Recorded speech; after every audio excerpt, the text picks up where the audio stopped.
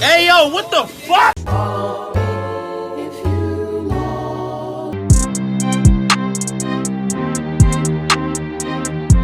Welcome back to the episode of Music Banter. I am your host, Ben Hochman. Today, we're going to be talking about Tyler, the Creator's new album. We have to talk about Tyler, the Creator's new album, Call Me If You Get Lost. It is currently 1:50 in the morning. I just finished listening to it like 30 minutes ago. I need to process my thoughts. This isn't going to be the biggest in-depth album review that you're going to get, but this is just going to be the review that I'm going to give. So let's get into it. Just a little editor's note. The sound quality is terrible because it was actually getting it from my computer microphone and not my actual microphone, so I apologize. Before we get into it, I just wanted to say I'm sorry for taking a couple days off. I was going to record Thursday, but I live in Miami.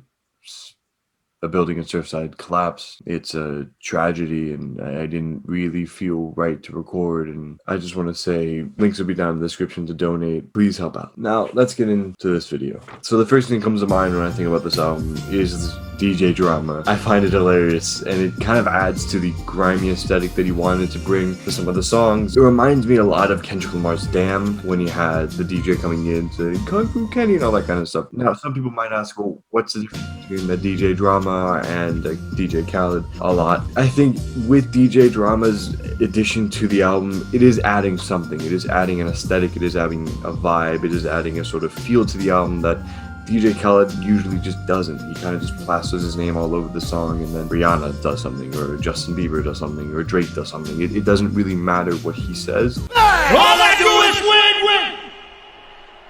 Got money on my... And every time Now, we all sort of thought this was going to be more of a jazz-inspired and jazz-sounding album. That's not the case. While there is a lot of jazzy and is a lot of laid-back sort of vibe to some of the album, a lot of it does sound like old Tyler. A lot of it sounds like stuff before Flower Boy. And to be honest, it's a very good give and take. It's not too sweet, it's not too grimy, it's not too abrasive, but it's not too melodic, it's not too heartfelt. It's all over the place in probably the best way possible, and it is in different areas in probably the best way possible.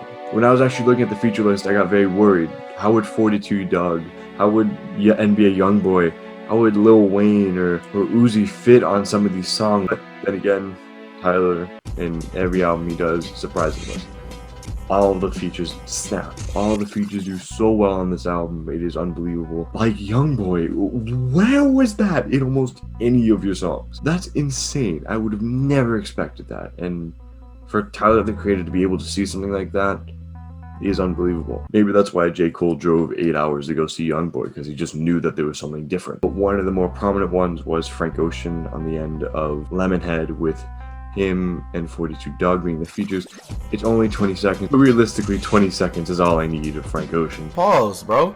Oh my gosh, I gotta edit that out, man! But going through this entire album, you'll see that there are a couple of 8-minute tracks, and I sort of worried, knowing how difficult longer tracks are to kind of fill and to make sure that everything sounds important and everything sounds needed, and there's not a second of filler on this album. There was no point in time where I looked at my phone and I was like, oh, this still has 2 more minutes. Like, there was no point in time, and that was unbelievable. When I realized that, I was incredibly taken aback by it.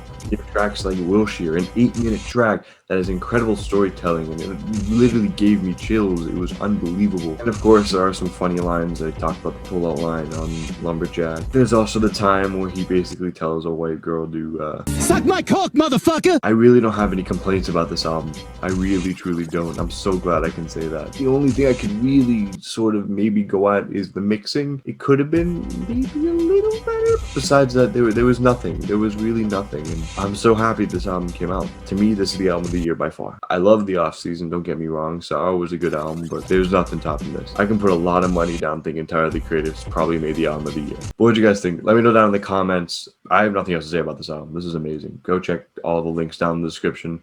Make sure to go donate, please. Every dollar is needed. Thank you so much, and I'll catch you on the next video. Take care.